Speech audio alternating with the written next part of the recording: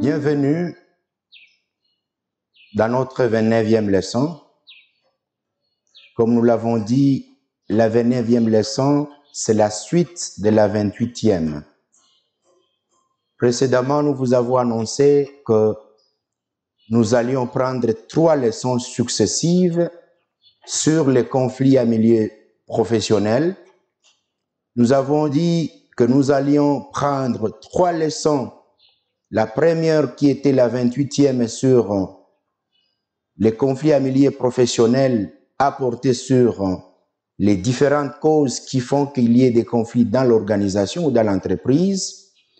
Dans la 28e leçon, nous avons parlé des 12 raisons, de 12 causes qui font qu'il y ait des conflits à milieu professionnel.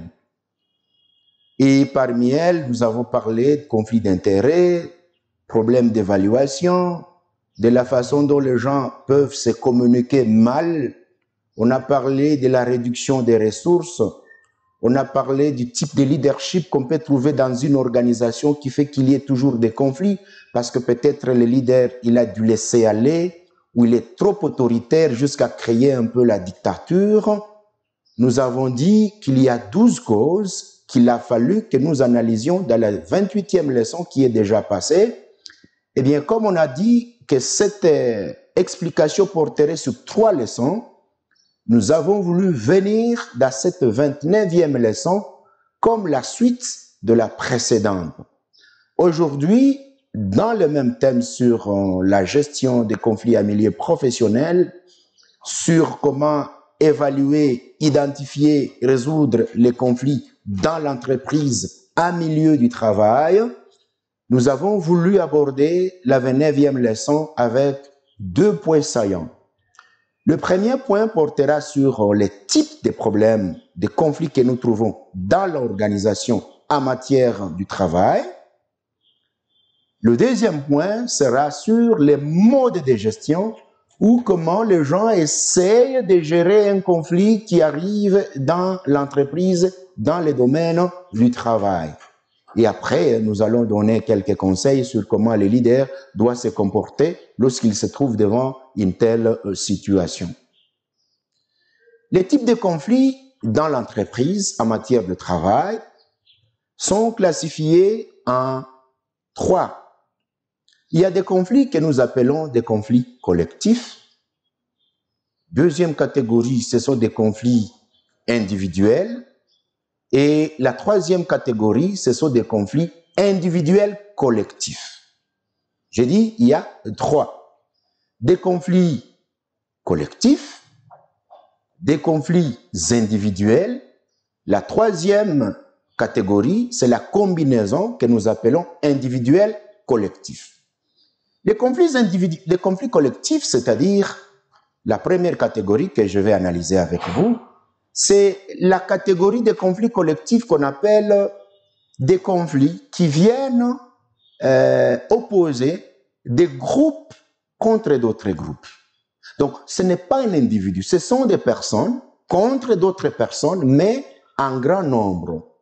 C'est collectif.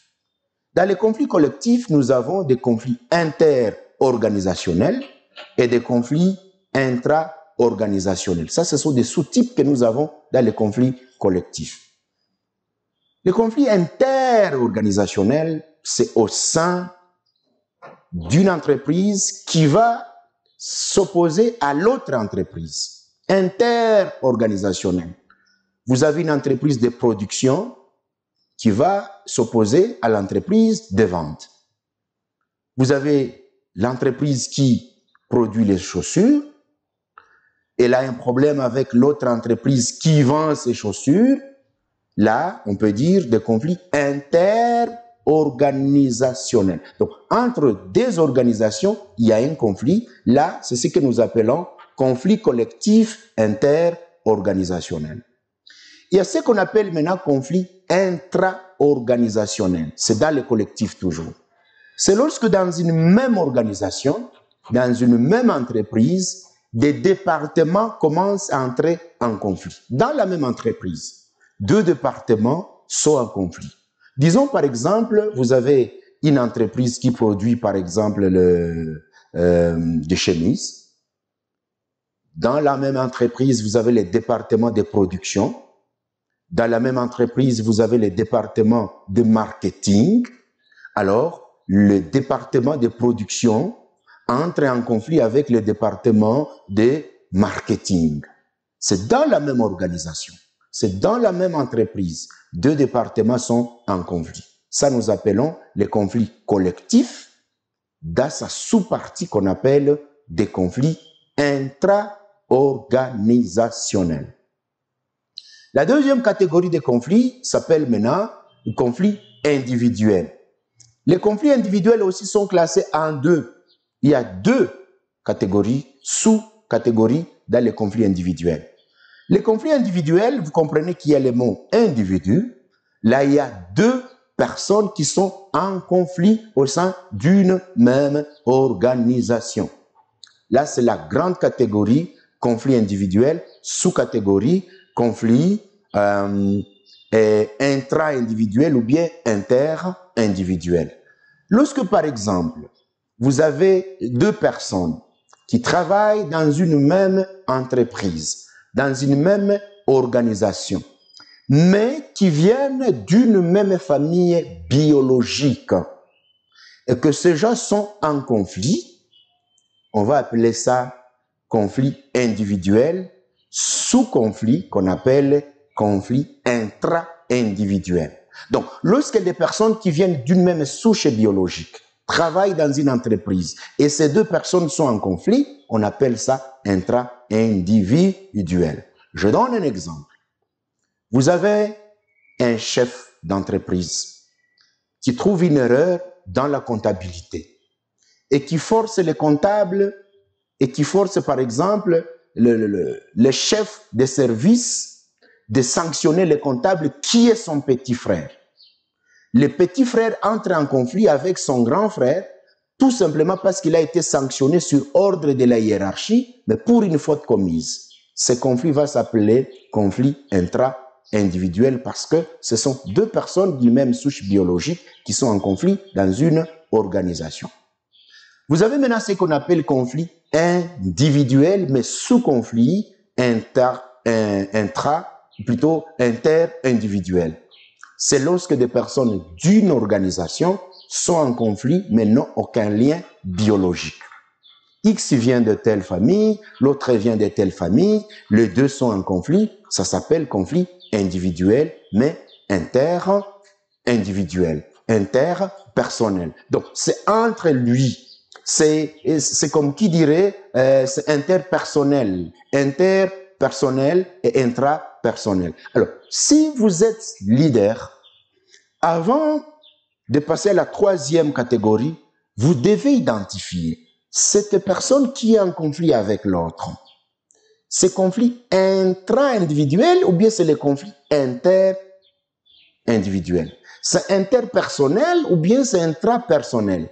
Si ces deux personnes proviennent d'une même famille et qu'elles travaillent dans une même organisation et qu'elles sont en conflit, le leader peut dire, voilà, pour la recherche de la solution, nous allons d'abord chercher comment les réconcilier en famille avant de les amener au travail.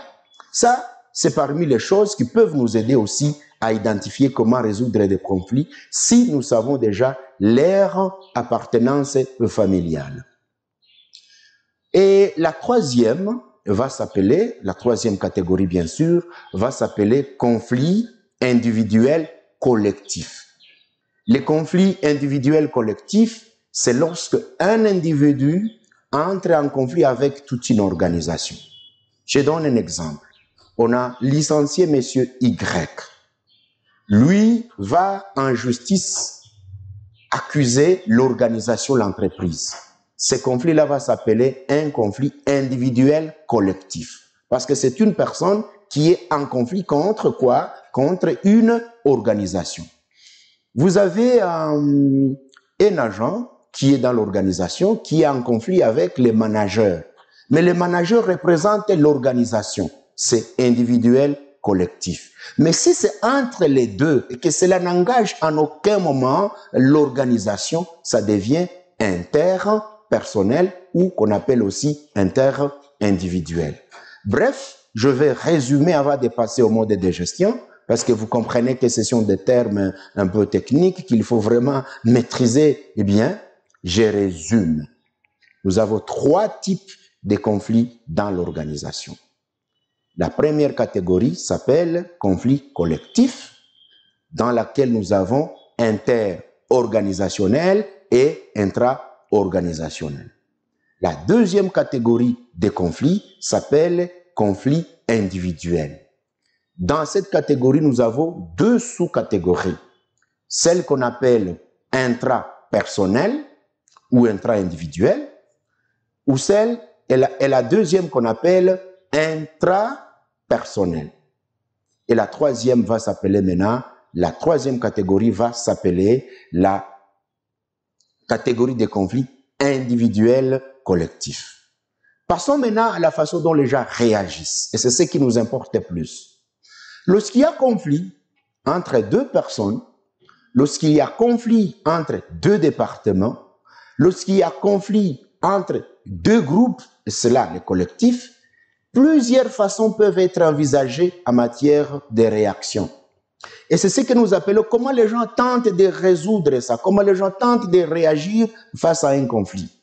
Il y a 5 façons qui sont prévues par différents auteurs qu'on appelle les modes de gestion des conflits dans l'entreprise. La première façon, c'est de chercher à ne pas parler de ça. C'est ce que nous appelons l'évitement. L'évitement veut dire, le conflit est là, vous reconnaissez qu'il y a un problème entre vous et votre collègue, mais vous essayez de ne pas en parler, vous faites fi comme si de rien n'était, vous vous engagez à fuir toutes les discussions sur ce problème-là, vous devenez inerte, pas d'action, pas d'initiative, vous évitez de parler de ça jusqu'à ce que les jours vont passer. Ça, c'est ce qu'on appelle l'évitement. Ça vient du mot éviter. Vous évitez le problème alors qu'il est là. Vous tentez de ne rien parler, vous tentez de ne pas toucher à ça, vous tentez de ne pas discuter de ça et vous avez directement une attitude comme s'il n'y a aucun problème. Les spécialistes ont bien trouvé que ça peut être une bonne solution si du moins l'une de ces 2 parties en conflit estime que c'est ce qui va apporter la paix. On a aussi trouvé que l'évitement est très nécessaire dans les cas où vous savez que vous irez ailleurs, vous dites pour à quoi bon de causer des problèmes, des polémiques alors que j'ai trouvé un autre poste ailleurs, et ça c'est l'alternative, ou bien vous dites je ne vais pas m'engager avec mon DG qui est plus fort que moi pendant que je sais que s'il y a des problèmes, je risque d'être chassé. Là, c'est ce qu'on appelle l'évitement. Mais n'oubliez pas, vous allez éviter de le faire, mais dans le cœur, ça va demeurer.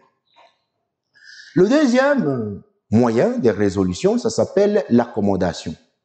L'accommodation veut dire que vous acceptez de satisfaire les intérêts de l'autre contre vous-même. Donc, vous dites, bon, voilà, ce qu'il est en train de demander, je fais. La chose à laquelle il me soumet, je fais. Ce qu'il me revendique, je lui laisse ça. C'est l'accommodation. Donc, vous acceptez, vous, de souffrir, vous allez satisfaire la demande de l'autre. Ça, c'est ce qu'on appelle l'accommodation. L'accommodation veut dire, vous voulez le plaire, vous voulez éviter la confrontation, vous dites, bon, pour la paix, bon, je l'ai fait. Ça, c'est l'accommodation. Mais n'oubliez pas qu'aussi l'accommodation a des problèmes. Vous pouvez vous accommoder tout simplement parce que vous avez besoin de la paix, mais vous allez dire, mon Dieu, bon, j'ai accepté comme ça, mais non, j'accepte, bon, mais bon, je vais satisfaire à sa demande, mais il n'y a pas d'autre solution. Vous dites, bon, on s'en fout, hein? Non, ça va amener aussi un autre problème. L'accommodation que la personne accepte de céder à la caprice ou la demande à l'intérêt de l'autre sans être satisfait, voilà déjà aussi que c'est une solution mais qui n'est pas finale. Troisième moyen de défense ou bien troisième moyen de résolution, c'est la confrontation. C'est-à-dire, l'autre met le conflit devant vous, vous dites, je ne vais pas lâcher. Vous faites la lutte acharnée pour gagner la cause. La lutte pour les gains de la cause. Vous allez argumenter, vous allez vous battre, vous allez vous engager, ce qu'on appelle l'engagement irrévocable. Vous dites, on va se poursuivre, on va engager les gens, on va en discuter. S'il faut aller en justice, j'irai en justice, mais je ne lâche pas. S'il faut se battre, on va se battre. La confrontation est mauvaise, mais aussi elle est bonne. Elle est mauvaise parce qu'il y a des moments où elle crée des grands problèmes physiques, on peut même arriver à se tuer. Mais la confrontation est aussi bonne parce que elle permet à toutes les parties, une fois arrivées à la fin, de se dire quels ont été les résultats après que chacun ait mis en place ses moyens de défense pour que le conflit prenne fin. Et la quatrième catégorie, c'est celle que nous appelons la collaboration. La collaboration, c'est-à-dire vous acceptez de gagner et l'autre gagne. Vous acceptez que vous tous, chacun, soit satisfait. Lui ou l'autre qui voulait qu'il y ait des problèmes, vous vous asseyez, vous lui montrez ce que vous ne voulez pas, lui aussi vous montre ce qu'il ne veut pas, vous dites, ok, nous sommes satisfaits parce que tu m'as compris, moi aussi je t'ai compris, sans que personne ne perde quelque chose. Là, c'est ce que nous appelons la collaboration. Les deux parties discutent, où les deux parties mettent leurs intérêts sur table, après, chacun trouve sa satisfaction. Les deux parties discutent du problème, après, la solution est trouvée, et chacun de ces deux parties dit « je suis satisfait ». Et la dernière, ça va s'appeler maintenant le compromis. Qu'est-ce que le compromis? Le compromis, c'est lorsque vous acceptez de gagner un peu, vous perdez aussi un peu. C'est-à-dire, vous discutez, ou bien on vient vous réconcilier, vous arrivez à un niveau où il y a des choses que vous alliez réclamer, vous n'allez pas tout obtenir, mais vous acceptez de perdre certaines choses et vous gagnez d'autres. Vous dites, OK, j'accepte la réduction de mon salaire, mais j'ai des congés. Ou bien vous dites, OK, j'accepte la réduction de mes jours de congé, mais je maintiens mon salaire. Donc, dans le compromis, il y a une partie que vous perdez, il y a une autre partie que vous gagnez. Voilà les 5 moyens dans le domaine professionnel. Donc, quand vous suivez cette leçon, n'allez pas dans d'autres modes de gestion des conflits communautaires, politiques, sociaux. Non, non, non, non. Je suis dans le domaine du travail. Et là, donc, on a parlé de l'évitement, l'accommodation, la confrontation, la collaboration et les compromis. Maintenant, pour finir avec notre leçon, nous allons poser un problème. Que doit faire le leader dans une situation de conflit professionnel?